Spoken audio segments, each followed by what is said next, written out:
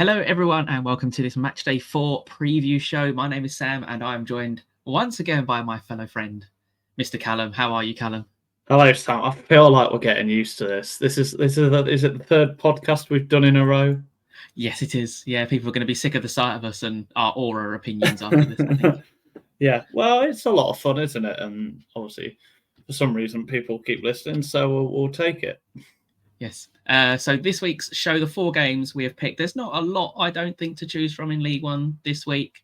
We've got Rotherham versus Huddersfield, Peterborough United versus Wrexham, Bolton Wanderers versus Exeter City, and Birmingham City versus Wigan Athletic. They're the 4 games we have chosen to go deeper involved into. But before we start, last week's predictions, Callum. Mr. Man, You did rather well, didn't you? I told you, aura is the way forward. So, in total, so if you didn't watch the previous podcast, Matchday 2 predictions, the way it works is you get 1 point for a correct outcome, so if you predict the right result, and you get 3 points for the correct score. So Callum led 8-6 after the first week. This week, Callum demolished me. He got a total score of 14 with 3 correct scores. He got Orient, Birmingham, Stockport, Bristol, Rovers, and Wycombe, Rotherham scores all correct, with a couple of extra outcomes in there. I got a total of 7 correct outcomes, which gave us scores of me 7, Callum 14. So well done, Callum. You now lead by 9 points. We got the same amount of outcomes correct. I just got 3 scores correct, and that's all. You know, as soon as you get a couple of correct scores in this game that we've invented, then I seem to be sleepwalking this competition. It's only match week 3. So. I feel like it needs a name, this prediction. So leave in the comment section if you're watching on YouTube, or tweet us at League One Lowdown, which is now scrolling across the bottom of your screen. Let us know what we should call this section of the show for the predictions, because we're not the most creative people going. So the next part of the show, we're going to quickly look at the Carabao Cup. Callum won't be delighted to hear that because his team are currently out of the Carabao Cup. Winning the FA Cup, so that's all that matters. Right? So the League One teams that were involved, Barnsley knocked out Championship side Sheffield United. Blackpool came from behind to beat Blackburn Rovers. Crawley had a lovely day out, snapping every single Brighton player, injuring Matt O'Reilly 8 minutes into his Brighton debut, and finished the game with 10 men, but lost 4-0. Rotherham, rather surprisingly, lost away at Fleetwood Town. Can you class that as a surprise? Can you class that as a surprise? No, I would say so, but we'll get on to Rotherham a bit later on. Leyton Orient beat Championship side Millwall away. Bolton Wanderers beat Shrewsbury Town. Huddersfield surprisingly lost to Walsall when they were 2-0 up, but went down to 10 men late in the first half.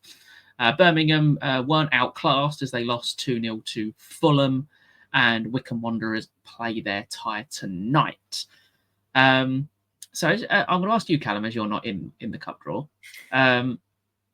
Do you think cup runs are beneficial to these types of teams early in the season, or would you rather just get knocked out and just concentrate solely on the league? If you've got the squad to, I suppose there's no harm, and we saw with Lincoln. Well, I don't want to use my club too much in this comparison because we sacked our manager a few weeks after we got knocked out of this specific cup last year, didn't we, with Mark Kennedy? So I thought it was it's quite funny, isn't it? But I mean, they can have a real, any cup run can boost squad morale. I think, especially if you get to the latter stages, obviously the third round playing against one of the European sides. I think it's top 7, isn't it now? So, and then if you can get into the fourth round, maybe beyond that, then obviously you have some financial incentive to that. Obviously, it's not as, I don't think ticket revenues are split like the FA Cup, where it's 50-50, but obviously it's still a proportion of money that you wouldn't get normally. I mean, more games often equals more profits for clubs. That tends to be how it works with tickets and whatnot. So yeah, be great to see a League One club doing quite well. Annoyingly, one of them that looks like they might do that is Shore Club, but you beat Millwall, we beat Sheffield United last season, so yeah. There's levels. Yeah, but we all know what's going to happen. Orient don't get nice. We've had one nice cup tie. We had Spurs away, Spurs at home in 2021, and our whole team got COVID, so it's cancelled. Knowing our luck, we'll probably get Barnsley or somebody like that. I just want any Premier League team away. Any of them, who it is, any of them will do. So, yeah, like you say, I think it can be beneficial with prize money. But you can see what fans think of the competition as of last night. Millwall opened one stand for home fan. So you can see what fans think of this early stage of the competition. I mean, I was watching the Grimsby Town match, which I know had literally no League One interest in, but for work purposes, I had to watch it. And it was a good game. Obviously, it looked like that was going to be one of the upsets of the night with Grimsby leading at half time, and then they just collapsed at half time. I'll leave that to the League Two boys, but it looked relatively well stocked out. I mean, Sheffield Wednesday brought over, I think it was 1,500 fans, which I'm sure is only a portion of their away following. But, there are teams that do take this competition seriously. And like you say, for a mid-table club that, you think are comfortably going to survive, like, I don't know, in League One, that at the minute, obviously, it's still all sorting themselves out. But, say Bristol Rovers, for example, we expect them to be comfortable mid-table this year. Why not go for a run? Obviously, maybe not specifically Bristol Rovers, but just a team that aren't expecting to be at either end of the table. Have a go. Why not? I think, but doesn't often end out that way. No. So moving on to the actual preview part. So we're going to have our usual section of picking a fantasy EFL player. I know Callum doesn't play, but he's still, unfortunately for him, got to pick a player. Fantasy EFL, you pick a player who you think will score points last week. We didn't do too badly last week, picking two Huddersfield players. I think your pick of Callum Marshall ended up scoring in that game. Yeah. So I'll go first this week because you went first last week. So basically, I'm going to pick whoever's playing Shrewsbury for this week. I did last week. Well, this is. I feel like this is slightly biased.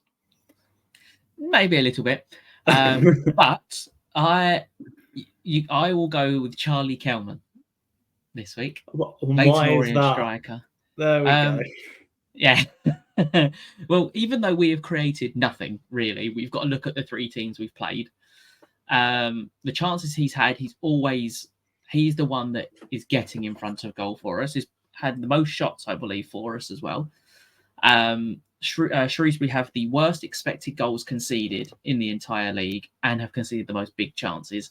So there is opportunities for us to create chances with our creative players. And that's why I'm going to go with Kelman, because I do think we'll actually score two this weekend and he will get one of them. Don't want to get on to the preview part too early, but is that a 6-pointer? A relegation 6-pointer? Don't you start already. No. Is it not? No. Okay. No. Just raising the point. I am not prejudiced against Shrewsbury, unlike someone else. I think it's a lovely place full of lovely people. But my approach is go with the game that I think on paper, and now we're kind of getting into the flow of the season, kind of looks like done and dusted. I'm a bit hesitant because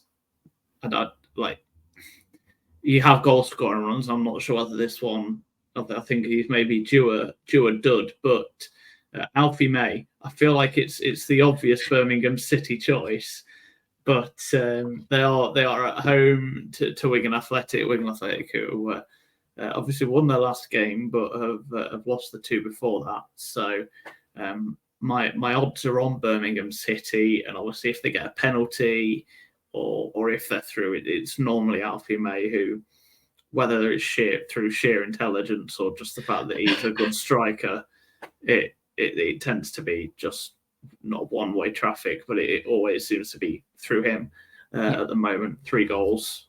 No one else has scored more than 1 this season for Birmingham. Obviously, early stages, but I'd go with Alfie May. But I feel like that's a bit of a cop-out, but the stats speak for themselves. Game's the game, I suppose, with fantasy EFL, isn't it? If you don't pick Alfie May and he ends up scoring a hat trick, you look like a bit like an idiot. Is it too early to call him the Erling Haaland of EFL fantasy?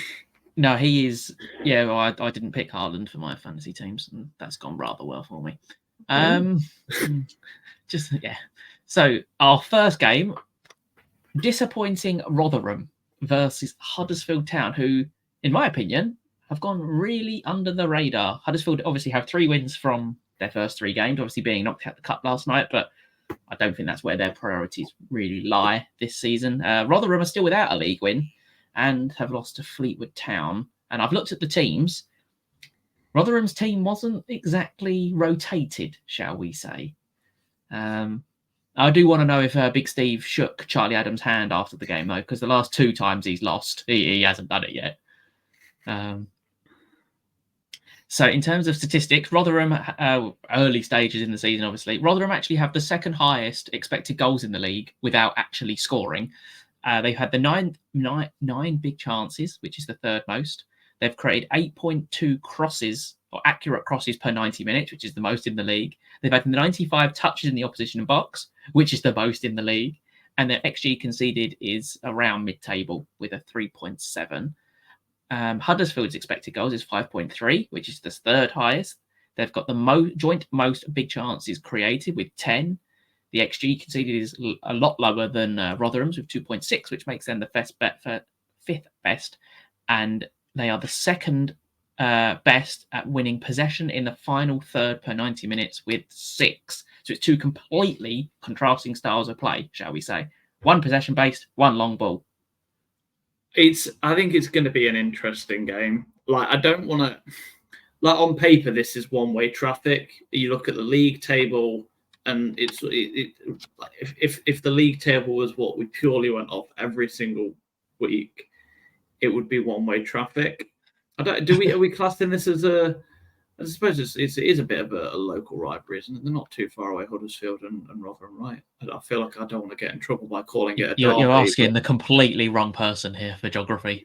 Well, it's Sheffield versus slightly further south than Leeds, so I'm going to class it as a rivalry, Rotherham versus Huddersfield. So I imagine there might be quite a few tempers, if not on the pitch, at least in the crowd, which we tend, Which, well, if there's anger in the stands, it normally goes in Mr. Evans's way. So I think it's an interesting one. Again, like you have to look at, like, football this isn't a dig, but football isn't just stats, is it? Like, no. The stats will tell you something, but then you just look at the fact that it is Rotherham at home, and it almost feels like if there is a game that they're going to actually dig in and show what they can do this season, it will be this one. Their rivals who have started well, you'd expect it to be now where they I don't want to say have a fight, but where they actually show up. Do you know what I mean? Yeah, I know what you mean. Obviously, with it being 12:30, that's probably best because the fans won't have had as much time to get the beers in. So I'm going to go with 2-1 Huddersfield. I think Rotherham will show a lot more than what they have done so far this season, but I think Huddersfield will do what Portsmouth did a lot last year, and just like I've been saying, it's that Huddersfield approach: just dig in and get the result. Okay, I've gone for a 1-1 draw in this one. I think Rotherham will finally get their goal. You can only go so long with creating so many chances and not scoring. I think he will explode if they don't score this weekend. I literally think Evans will explode. Obviously, there has been some criticism, if you do the hashtag RUFC on Twitter, of Big Steve, in terms of they didn't think it was the right appointment in the first place and stuff like that. But on paper, and we all know football's not played on paper, but on paper their squad is very, very decent, and they did make a lot of summer signings, and maybe it's just taking a little bit longer than everyone associated with Rotherham to gel together. But like, if you're basing it just off statistics, which is not always the right thing to do. But they appointed him before the end of the season, didn't they? They did, so yes. so he's. I mean, and obviously, I know you brought in signings, but he's had plenty of time to embed himself in there, and it's not a complete change. So I don't like. Obviously, I get this whole gelling argument, but the whole argument about bringing him in before the end of the season is so he didn't have that excuse. So if he tries to use that excuse, I'm not buying. I mean, I'm not buying any of his excuses. Like if he blames the referee, I'm going to assume that referee had the best game. Like, so yeah, that's my opinion anyway. But I'll leave Steve to it, and if he wins, then he wins. Yeah, and we had a question based on this game is with obviously Huddersfield winning 3 from 3. Are we having second thoughts about the predictions? Because I think 2 of us, maybe 3 of us, actually predicted them to finish outside the playoffs, which I think led them to being 6th in our predictions.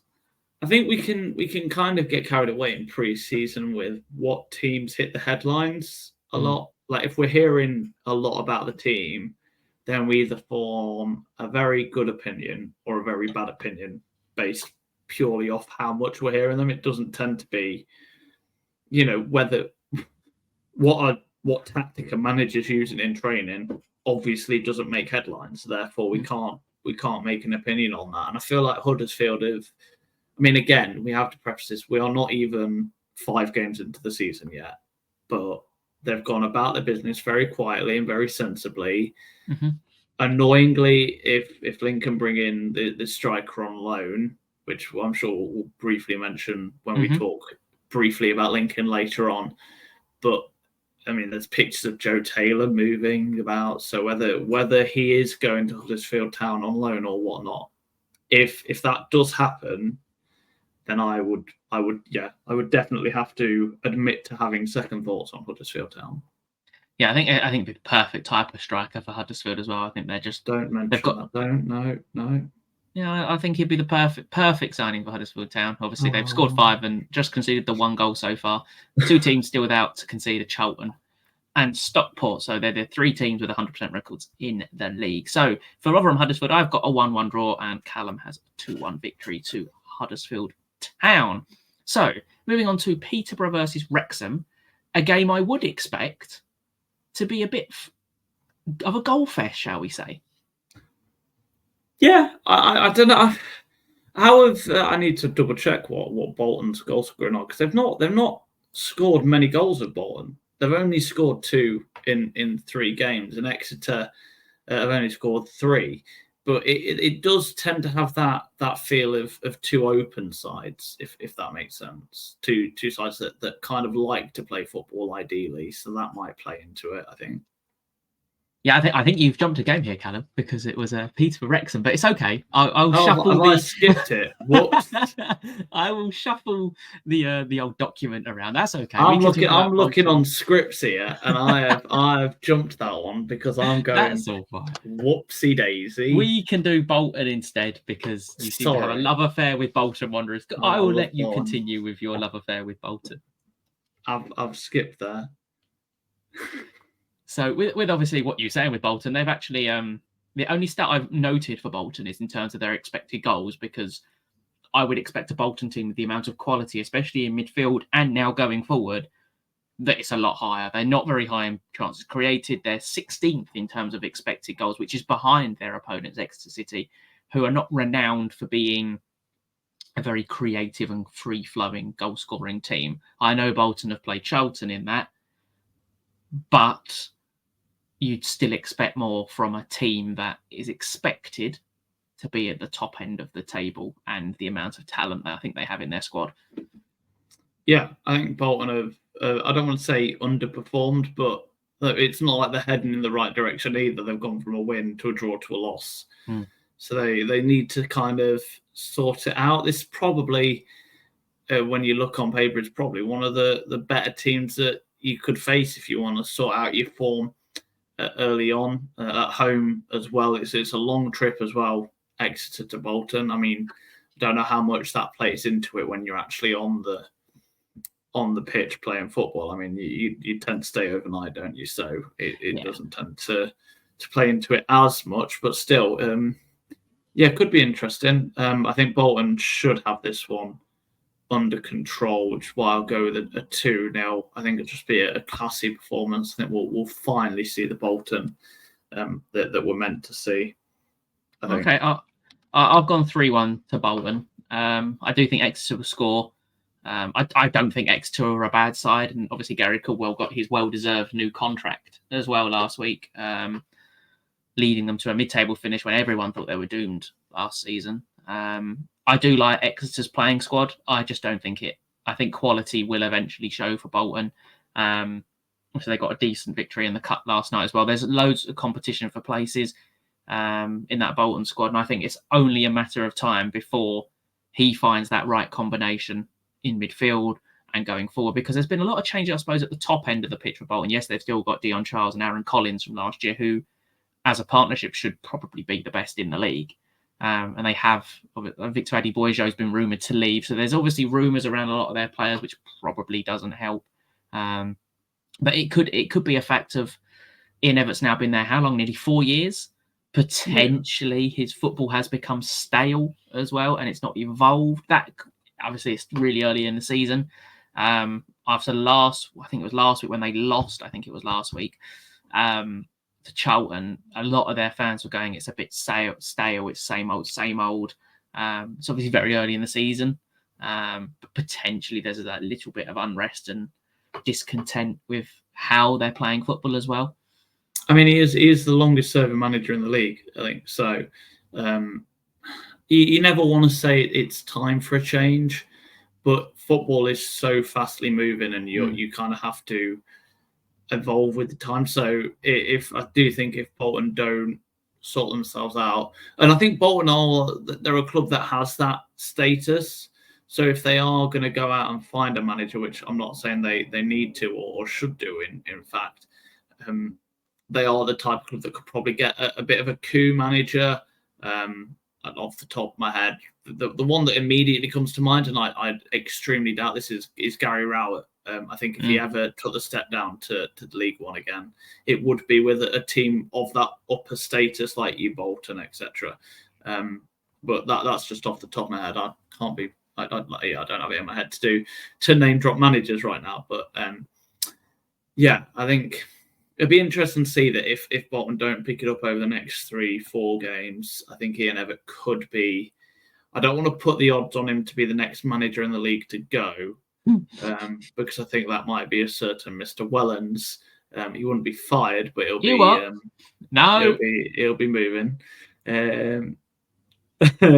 But it'll be interesting. It'll be interesting. That rumor, thankfully, has died down. Thankfully, did he not get that call? No, it doesn't look like he did get the call. So, which is brilliant news. So we're going to have a quick ad break now, and then we'll come back and we'll discuss. This time we will discuss Peterborough versus Wrexham.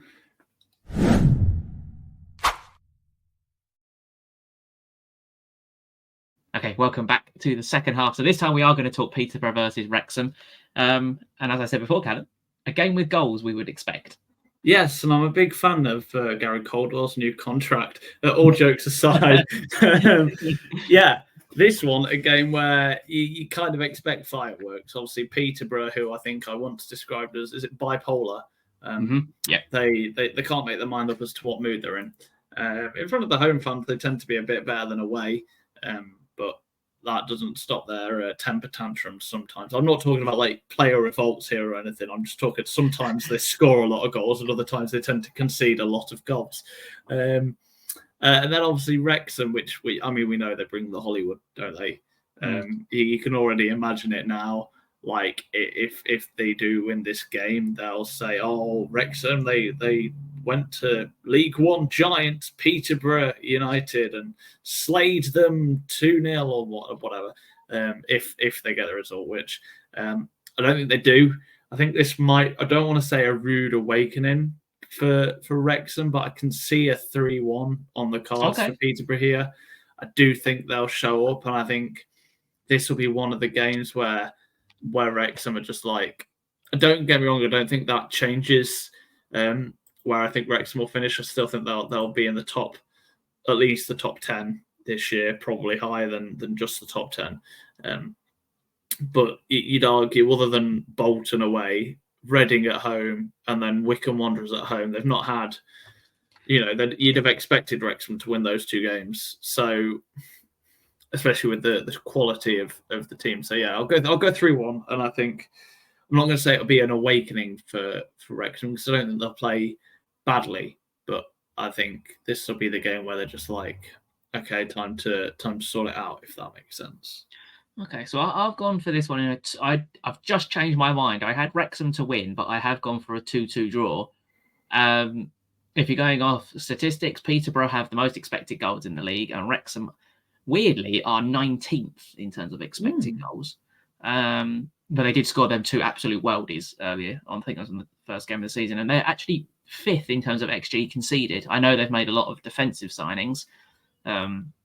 And not many of them have actually played so far as well. Like in Dan Skies, I think he's only made the one start so far since his move. And Peterborough have the top assister in the league in Abraham Odoa. But the thing is, like you said with Posh, you just don't know what version of them you're going to get.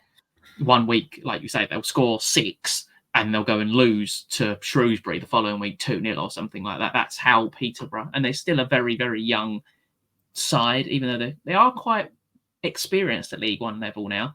The average age of that Peterborough squad is 23.6, which I believe is the second lowest in the league, only to Reading, who have the lowest. And in terms of Wrexham, we know they're going to be one of the most physical sides in the league with Phil Parkinson in charge. We know what Phil Parkinson ball is. It's direct, it's picking up second balls, it's getting stuck into your challenges, it's very set piece based. Jack Marriott obviously returning to his former hunting ground at Peterborough as well. But we have no idea what combination in terms of strike force that Wrexham are going to play, because they've got so many strikers that can play.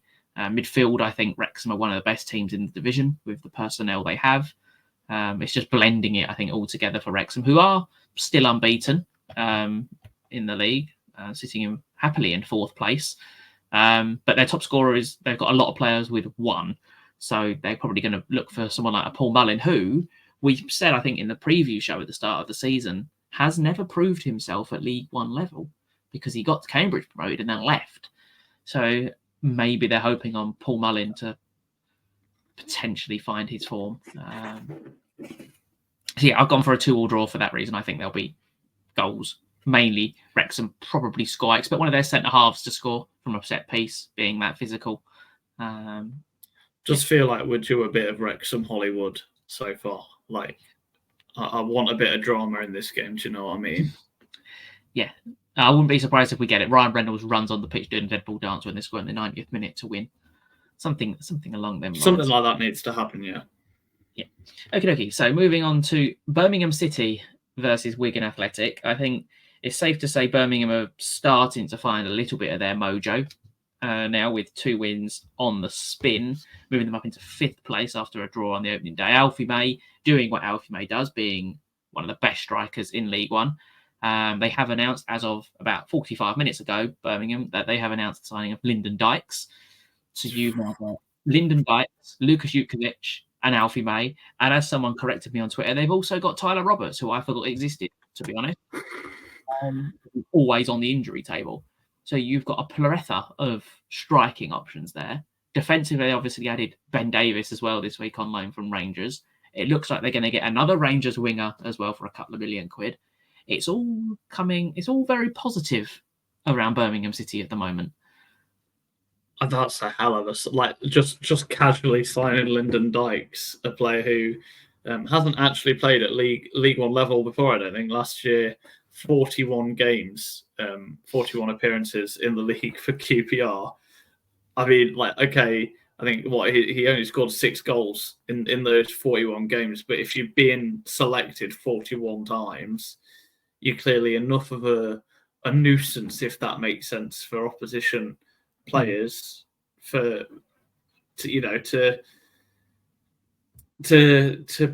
keep being selected, basically, is what I meant. So yeah, what a signing that is. It'll be, I think, Birmingham.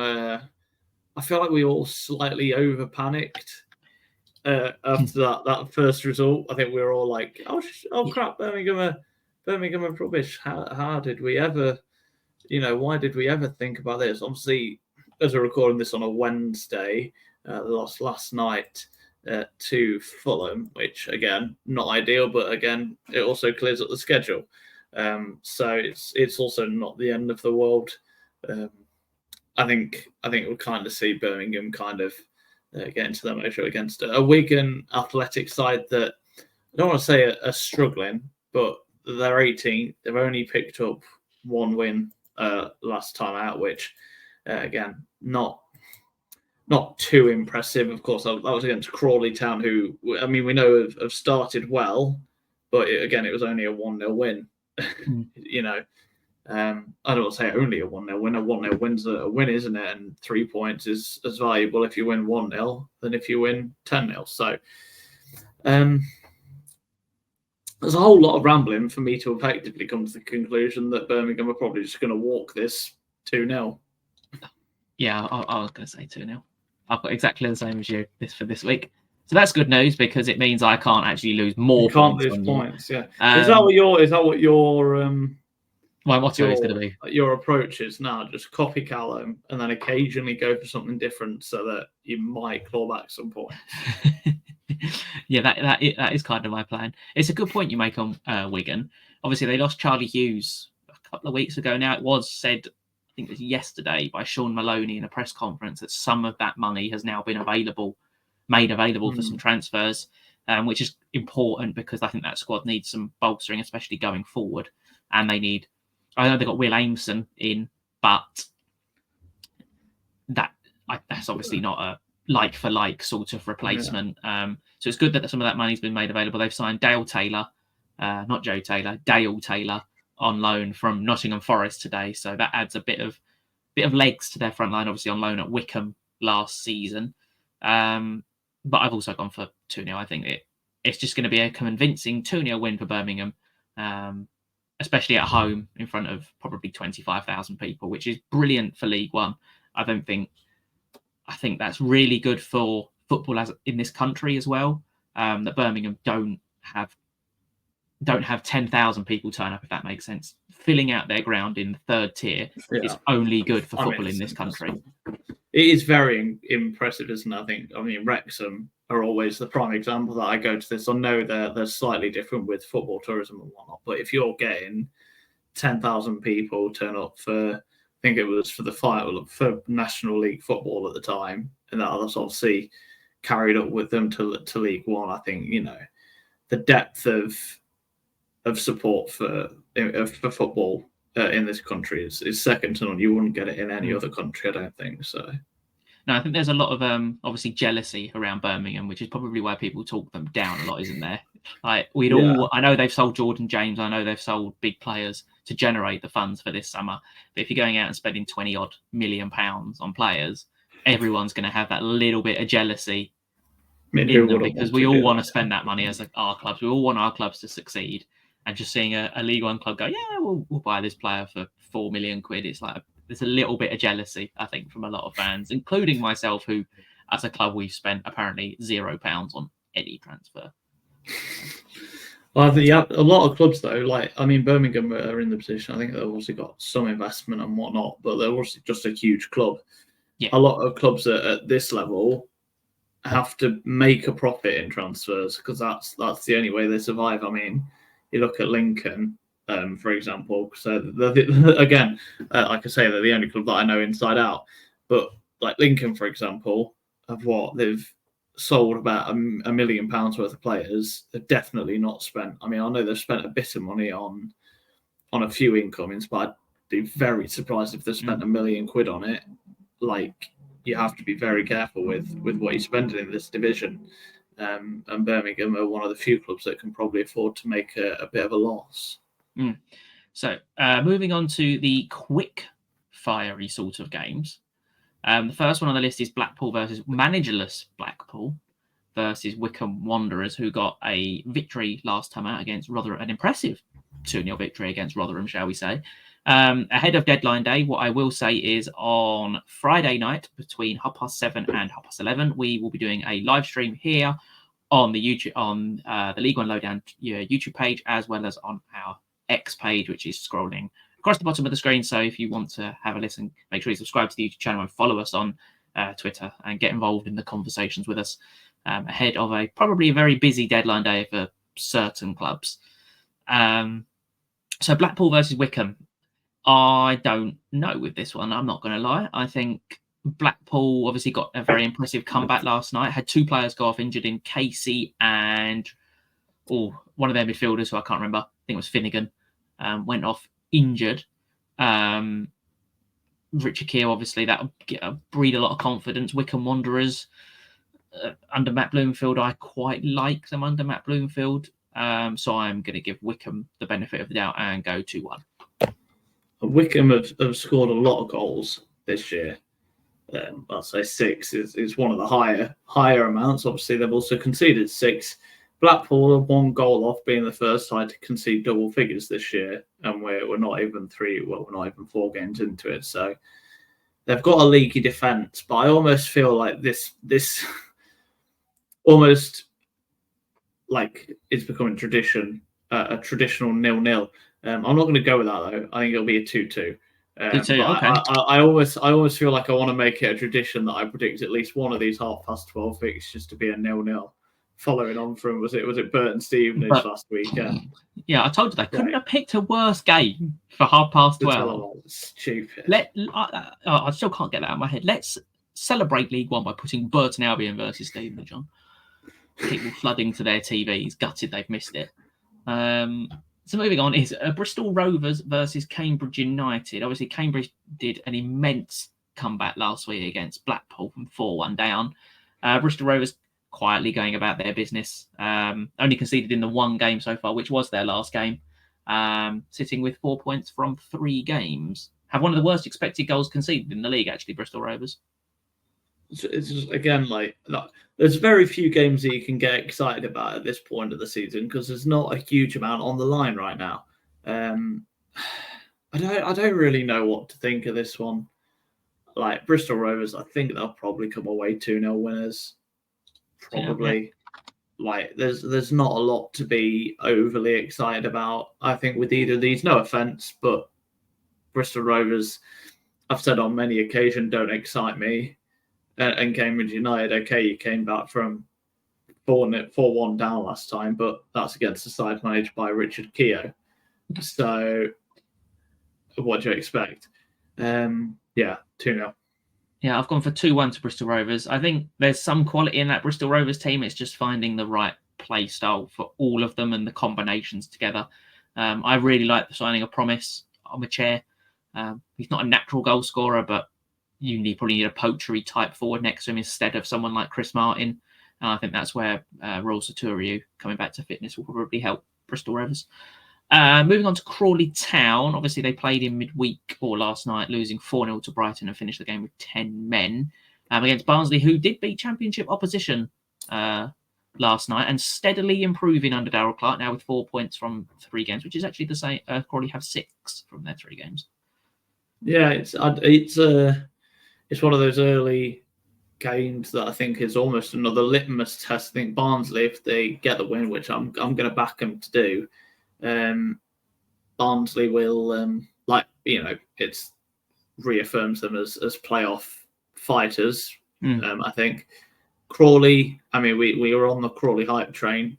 2 wins from 2, and then they lost kind of a bit. This train's probably still going to be a little bit late, like every single train in this country. So, just a slight dig at the British rail system there, which I don't think you expect in a League One podcast. But I think it's slightly halted the hype around Crawley, which fair enough. They're a promoted side that everyone expected to get 0 points this season. So, but I'll go 2-0. I think Barnsley. 2-0. Lots of clean sheets for you this week. I feel like a nice bloke, to be fair. Like I'm all about clean laundry and whatnot. So I've gone a 2-1 to Barnsley in this scenario. I think the little Crawley bubble may have burst, and I see Barnsley steadily improving, and they're in the market for a striker. That's probably what Barnsley need, a striker. And they're rumoured to be getting Mo Fowl or some Swedish fella who I can't remember the name of. So I think that's exactly what Barnsley need. That Swedish geezer I know overperformed his expected goals by 4, so he's a clinical finisher as well. Mansfield versus Stockport County, a battle of the 2 promoted sides. Obviously, Stockport County are top of the league, not conceded a goal, look very, very strong. Mansfield had a really solid opening day victory against Barnsley, but had a really poor performance last week against Lincoln City, conceding from every single set piece possible. So if you want another fantasy EFL pick, Fraser Horsfall for Stockport County. That would be mine. And I think Stockport will win this game. Yeah, I wouldn't put it past Mansfield to kind of pull one out of the bag. I mean, that home advantage we know counts for a lot, especially for promoted sides, kind of like that I don't want to say feel-good factor. But I do think they'll get a goal. I do think it'll be Stockport's first conceded goal of the season, because you've kind of got to concede one at some point. But 3-1, I don't want to say it'll be comfortable for Stockport, but again, like you say, it feels like with Mansfield at the minute, if you just put it in the air, they're going to struggle to get ahead on it. Which is surprising, because then they've got Aidan Flint, who is 6'8" or whatever he is. But yeah, moving on to Northampton. Giraffes aren't very good at playing football, are they? They're like, no, this is a good point. 15 foot, and they couldn't head a football. So I remember when Aidan Flint, I think, was at Bristol City and just scored back post headers every single week, and you always had to put him in your bets if you did like an accumulator.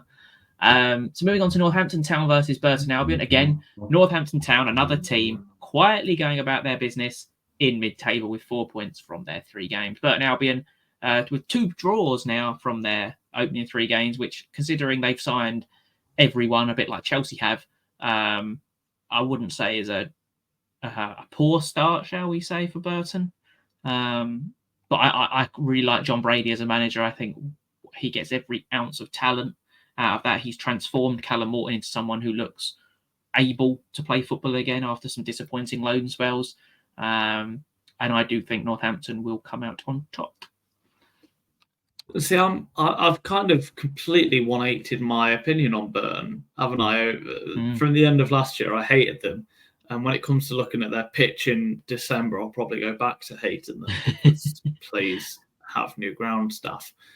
But I'd like to see Burton pick up their first win. It sounds weird, but I'd like to see them get that first win under this new kind of ownership. But I don't think it'll happen.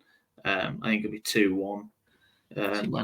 Yeah, I kind of think Northampton, again, quiet. They'll beat the teams that they kind of are expected to based off last year, and then struggle against those above them.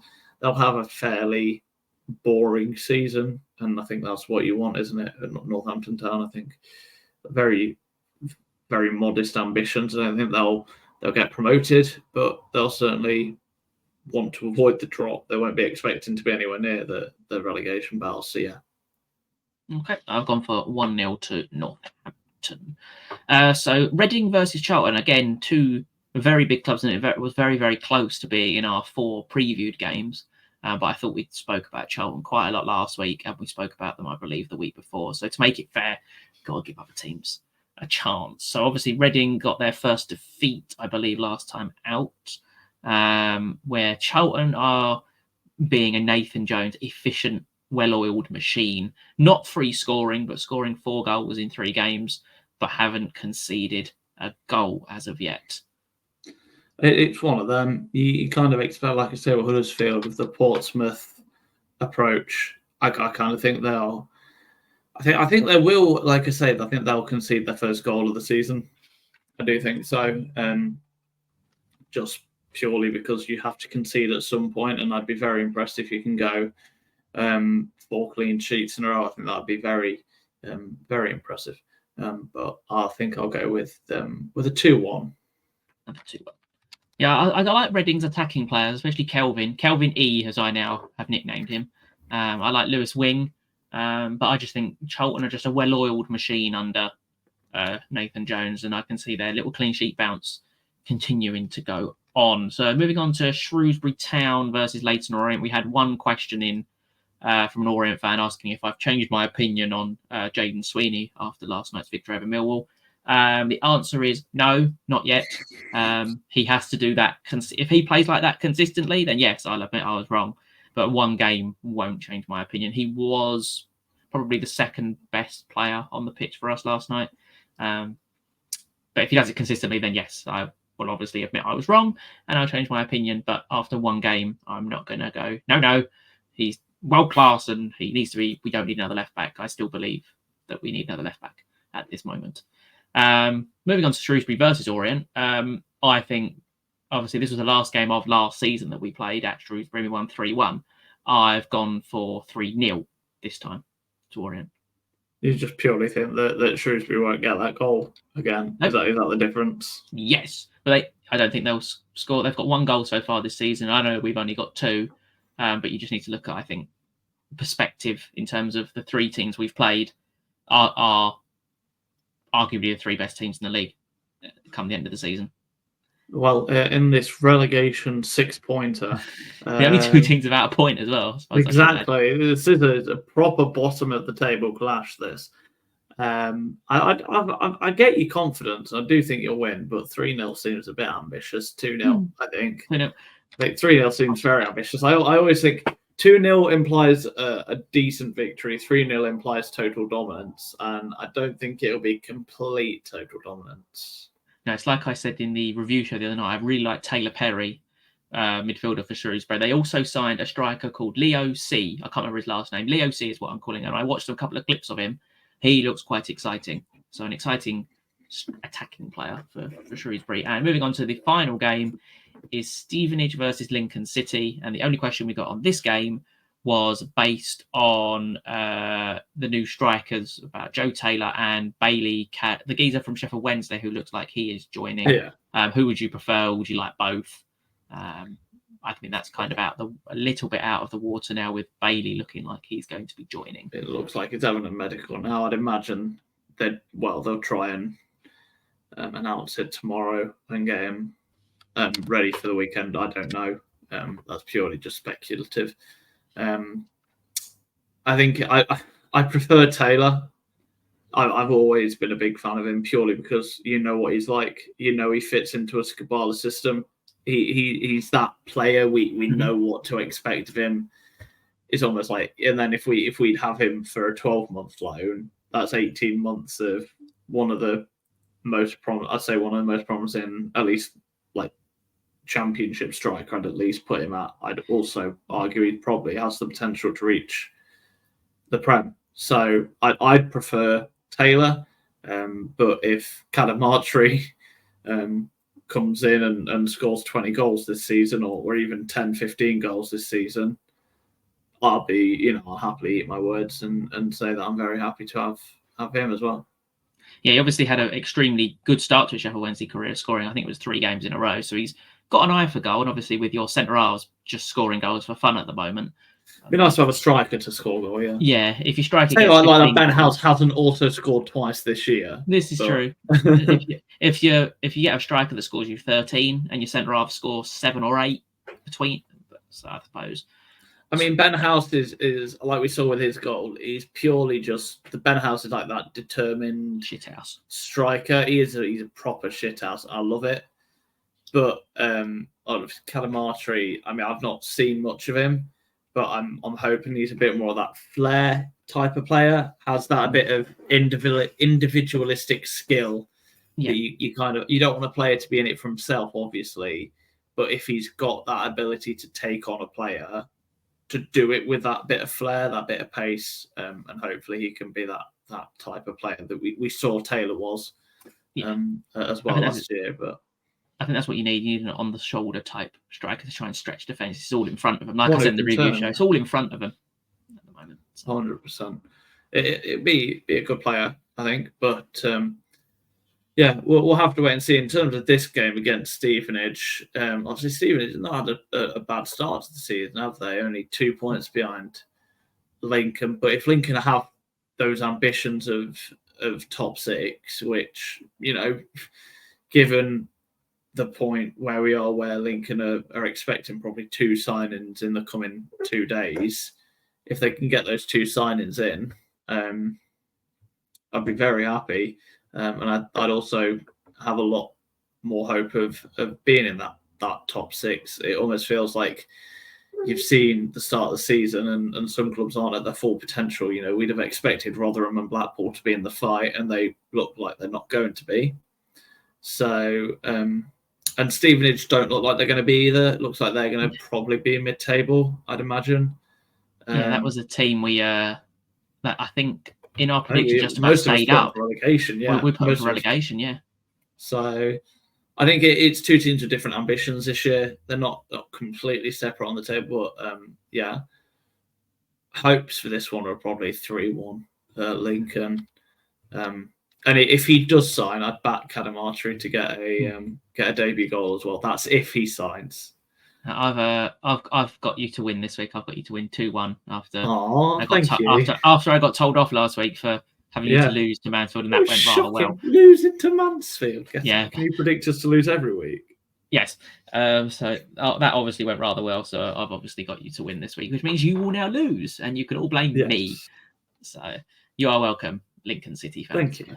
For that. So that about wraps it up for this week's Matchday 4 preview. Obviously, we've got our deadline day live, like I mentioned, on the Twitter and the YouTube. So make sure you are following us on Twitter so you know when we go live for that. We'll be most likely, I think, joined by Fourth Tier Fever.